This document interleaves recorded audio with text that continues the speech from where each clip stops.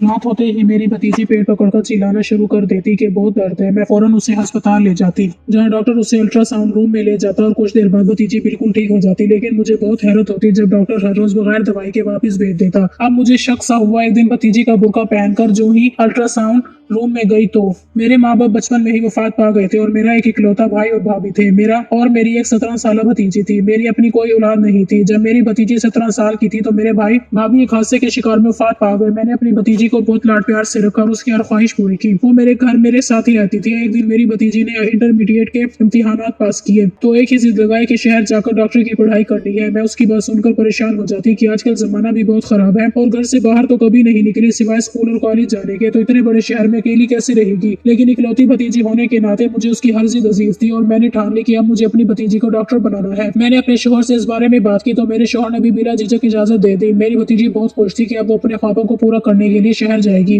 वहाँ पढ़ेगी और अपने ख्वाबों को पूरा करेगी। शहर की यूनिवर्सिटी में उसका दाखिला करवाया और उसे हॉस्टल भी भेज दिया। मेरे दिल में 100 तरह के वसवसे थे मगर फिर भी दिल बड़ा करके उसे भेज ही दिया और बहुत ज्यादा पैसा भी लगा। अभी तो आगे और ज्यादा लगना था। मैं घर में काफी परेशान रहती अपनी भतीजी को लेकर। मेरे दिल में तड़का सा लगा रहता कि कहीं कुछ गलत ना हो जाए। फिर एक दिन रात के वक्त मेरी भतीजी का फोन आया तो वो बहुत ज्यादा रो रही थी। मेरी तो जान ही निकल गई और रोते हुए बस एक ही बात की रट लगाए हुए थी कि उसे हॉस्टल में नहीं रहना, उसे घर वापस आना है। मेरी तो रूह फना हो गई। मुझे कुछ समझ ना आए कि मैं क्या करूँ। मेरा शौहर भी काम के सिलसिले में बाहर गया हुआ था और मेरी भतीजी की हिचकियां भी अरूज पर थी। मैंने अपनी भतीजी को तसल्ली दिलाई कि मैं उसे लेने के लिए आ रही हूँ, बस वो चुप कर जाए और बताए कि क्या हुआ है। लेकिन उसने मुझे कुछ नहीं बताया और इतना ही कहा कि उसे हॉस्टल में नहीं रहना। मैं बेहद हैरान और परेशान थी कि आखिरी 2 महीने में ऐसा क्या हो गया जो मेरी भतीजी हॉस्टल में इस कदर परेशान हो गई और वापस आने की जिद कर रही है। मेरे शौहर काम से वापस लौटे तो मैंने उन्हें सारी बात बता दी। वो भी परेशान हो गए क्योंकि गाँव से उस वक्त शहर जाने वाली कोई बस नहीं थी। मैंने अपनी भतीजी को दोबारा फोन किया और उससे कहा कि हम तुम्हें अभी लेने नहीं आ सकते क्योंकि इस वक्त कोई बस शहर को नहीं जा रही। उसने अपनी हिचकियां दबाते हुए कहा कि आप लोग मुझे सुबह आकर ले जाएं। अगली सुबह हम दोनों मियां बीवी भतीजी के हॉस्टल रवाना हो गए। वहां जाकर हमने देखा कि हमारी भतीजी की हालत शदीद खराब थी। वो बुखार में मुब्तला थी और उससे गुनूदगी में थी। मैं उसके करीब बैठे उसका कंधा हिलाया और उसको पुकारा तो मेरी आवाज सुनते ही उसने अपनी आंखें खोली और मुझे देखते ही मेरे गले से लकर ज़रो-क़ितार रोने लगी।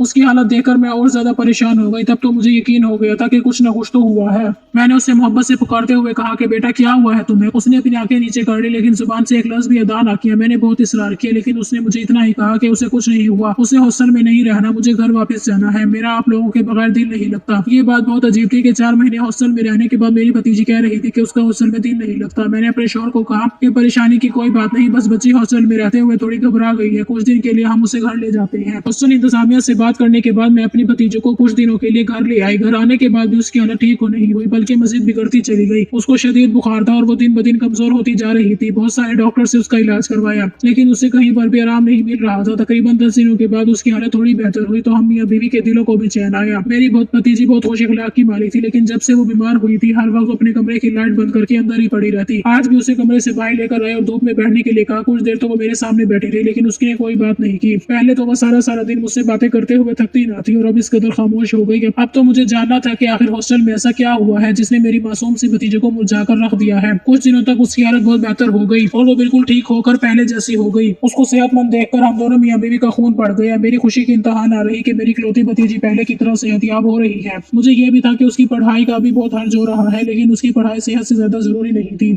जब वो बिल्कुल ठीक हो गई तो मैंने उसे कहा कि बेटा अब तुम्हें यूनिवर्सिटी वापस जाना चाहिए, तुम्हारी पढ़ाई का बहुत हर्ज हुआ है। मेरी बात सुनकर वो बहुत परेशान हुई। मुझे उसकी परेशानी समझ ना आई। कुछ देर के बाद वो बोली कि आप ठीक कह रही हैं, मुझे वाकई वापस जाना चाहिए। जब मैं उसके कमरे में गई तो वो तकिया मुंह पर रखे ज़रो-क़ितार रोने में मशगूल थी। मैं जल्दी से उसके पास गई। उसने उसके मुंह से कपड़ा हटाया और उससे पूछा कि क्या हुआ है तुम्हें। कहने लगी मेरे पेट में बहुत शदीद किस्म का दर्द है जो कि नाकाबिले बर्दाश्त है। मैं जल्दी से उसे चादर उड़ाकर अपने गाँव के क्लिनिक ले गई। डॉक्टर ने उसे चेक किया, उसे दवा दी। कहने लगा कि ये दवा खाने के कुछ देर बाद ही बिल्कुल ठीक हो जाएगी। घर आकर मैंने उसे दवा खिलाई। थोड़ी ही देर के बाद जब मैंने उससे उसकी तबीयत पूछी तो कहने लगी कि मुझे अब ज्यादा दर्द नहीं हो रहा, मेरा दिल अब हर वक्त बेजार रहने लगा। मेरी एक ही भतीजी थी और मेरी अपनी औलाद तो थी नहीं, मैंने उसे औलाद से भी बढ़कर पाला था और वो भी हम वक्त बीमार है।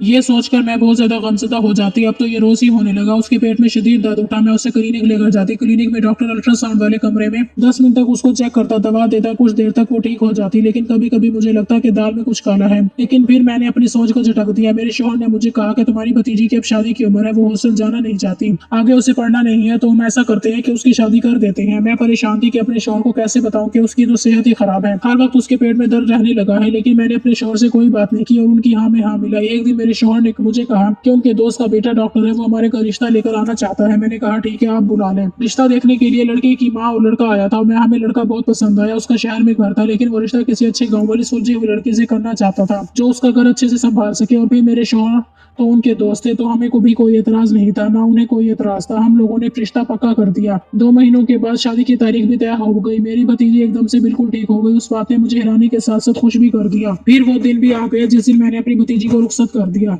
उसके जाने के बाद हमारा घर बहुत वीरान हो गया। मेरी भतीजी हमें मिलने के लिए 1 महीने के बाद आती। मेरे पूछने पर वो हमेशा यही कहती कि मैं बहुत खुश खुरब हूँ। उसकी ये बात सुनकर मैं भी पुरसकून हो जाती। फिर एक दिन एक फोन कॉल ने मेरे पांव तले से जमीन खींच ली।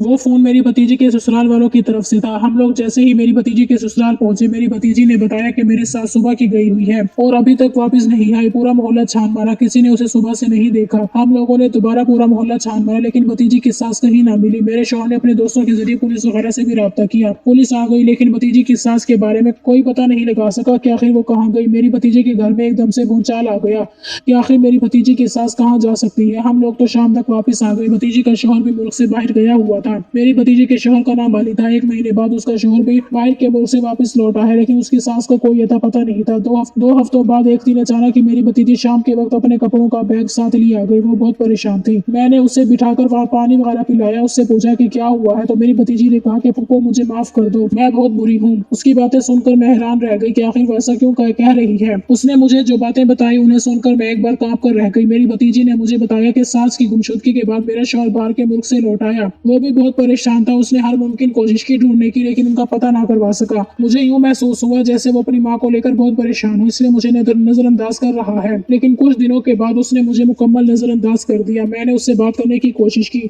और उससे कहा कि जब से आप आए हैं आपने मेरे साथ कोई बातचीत नहीं की। मैंने उससे बात करने की कोशिश की और उससे कहा कि कोई बातचीत नहीं की। मेरा शौहर कहने लगा कि मैं अपनी सरगर्मियों में मशगूल हूँ, मुझे किसी की परवाह करने की जरूरत नहीं है। अपने शौहर का ये जवाब सुनकर मुझे यकीन ही नहीं आ रहा था कि यही मेरा शौहर है जो मुझसे इतने मीठे लहजे में बात करता था, अब इस कदर तल्ख बयानी कर रहा है। मैंने उससे पूछने की बहुत कोशिश की कि मुझसे कोई गलती हुई है तो मुझे बताओ, लेकिन वो कुछ न बोला। कुछ दिन के बाद मुझे यूं महसूस हुआ जैसे घर में किसी चीज की तैयारी चल रही हो। मैं किचन में आई तो मेरी नंद अनवाओ किस इकसाम के खाने बना रही थी।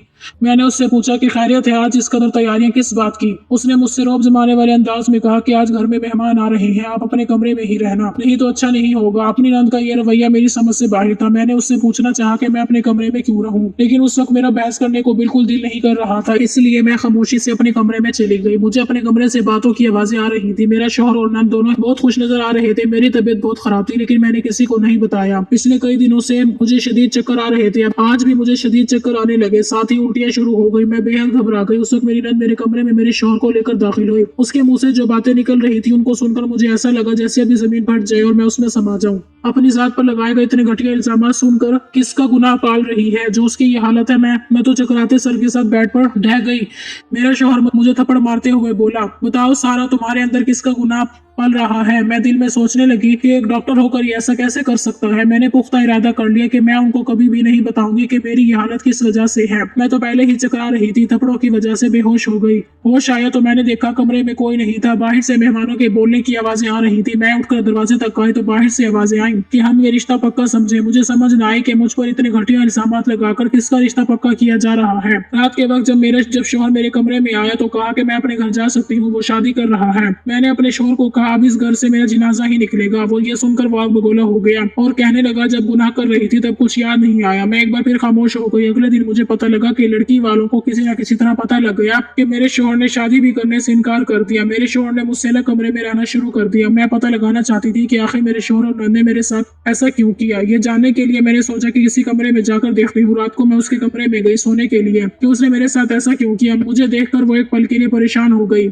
मैंने उससे कहा कि मुझे अपने कमरे में डर लग रहा है, इसीलिए तुम्हारे कमरे में सोने लगी हूँ, और जाकर आराम से बेड पर लेट गई। 5 मिनट के बाद मैंने हल्की सी आंख खोल कर देखा तो वो कमरे के दरमियान में एक टॉर्च बिछाकर उसके ऊपर बैठी कुछ पढ़ रही थी और ऐसा महसूस हो रहा था जैसे उसका ज़हनी तवाज़ुन बिगड़ गया हो। थोड़ी देर के बाद वो मेरे करीब आई। मेरे दिल में खौफ की शदीद लहर उठी। मुझे लगा जैसे वो भी मुझे कुछ कर देगी, लेकिन वो चुपचाप आकर मेरे करीब बैठ गई। उसकी बातें सुनकर मेरे सर पर सातों आसमान आ गिरे और कदमों तले से जमीन निकल गई। वो मुझे कहने लगी, खुशकिस्मत हो, मैंने हर मुमकिन कोशिश की तुम्हें घर से निकालने की, लेकिन तुम निकली नहीं। मैंने तुम्हारा घर खराब करने की कोशिश की, तुम मुकम्मल तौर पर तनहा हो गई। अगर खुश मैं नहीं हूँ तो रहने तुम्हें भी नहीं दूंगी। मैंने अपना सब कुछ कर लिया है, लेकिन तुम फिर भी नहीं निकली उस घर से। तुम्हारे मोबाइल फोन से मैंने तुम्हारे शोहर को नकली मैसेजेस भेजे, जिससे उसको पुख्ता यकीन हो गया कि तुम और मर्दों के साथ बातें करती हो, तुम्हारे गैर मर्दों के साथ ताल्लुकात हैं। फिर मैंने अपने भाई की दूसरी शादी करवाने का सोचा, उसका रिश्ता भी तय कर लिया।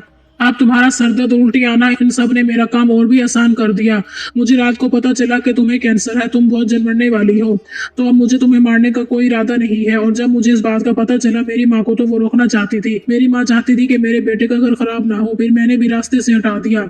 मैंने अपनी सगी माँ को ही मार दिया और उस बात का पता आज तक किसी को नहीं लगा। तुमने बहुत गलत किया भाभी। इस घर में आकर मेरे भाई के साथ शादी करके मैं अपनी दोस्त के साथ उसकी शादी करवाना चाहती थी, मगर मेरे भाई ने कहा कि वो अपनी पसंद की शादी करेगा और वो तुम्हें पसंद करता था। कुछ साल पहले तुम और मैं एक ही स्कूल में पढ़ते थे। तुम हमेशा फर्स्ट आती और मैं पीछे रह जाती। मैंने तभी सोच लिया कि मैं तुम्हें तबाह बर्बाद करूंगी, मगर फिर तुम लोग कहाँ चले गए। उसके बाद जब तुम ब्याह कर इस घर में आई, तुम्हें देखते ही मैंने कहा तुम नहीं बचोगी, और देखो मैंने तुम्हें तबाह कर दिया। अपनी नंद की इतनी भयानक बातें सुनकर मैं दंग रह गई और खामोश रही। मुझे मुकम्मल यकीन हो गया कि मेरी नंद एक साइको पेशेंट है। बचपन की बातें मुझे तो याद नहीं थी और उसने तभी से ही मेरे लिए अपने दिल में बुक्स पाल रखा था। इस कमरे में आते ही मैंने सबसे पहला काम ये किया कि जिस वक्त मेरी नंद मेरे पास बेड पर आकर बैठी, मैंने आंख बंद करके अपने मोबाइल का रिकॉर्ड ऑन कर लिया। उसकी सारी बातें रिकॉर्ड हो गई। मैंने सारी बातें अपनी शोहर को भेज दी। अपनी भतीजी की तमाम बातों ने मेरे दिल को गम से भर दिया था। उसके बाद मेरी भतीजी कहने लगी, पप्पो मुझे माफ कर दे, मैं बहुत बुरी हूँ, मैंने आपको धोखा दिया और देखें बदले में मुझे भी धोखा मिला था। मैं उसे पसंद करने लगी। जब मुझे पता चला वो शहर में रहता है, मैंने आपसे जिद की कि मुझे शहर में पढ़ना है। मैं शहर पढ़ने चली गई। वहाँ मैं रोजाना अपने डॉक्टर शोहर से मिलती। फिर एक दिन उसने मुझे बताया कि वो मुझसे शादी करना चाहता है। मैंने भी हाँ कर दी। अब मैं आगे नहीं पढ़ना चाहती थी, इसीलिए मैंने इतने दिनों तक बीमारी का नाटक किया। और जब मेरे पेट में दर्द हुआ तो क्लिनिक जाने लगी।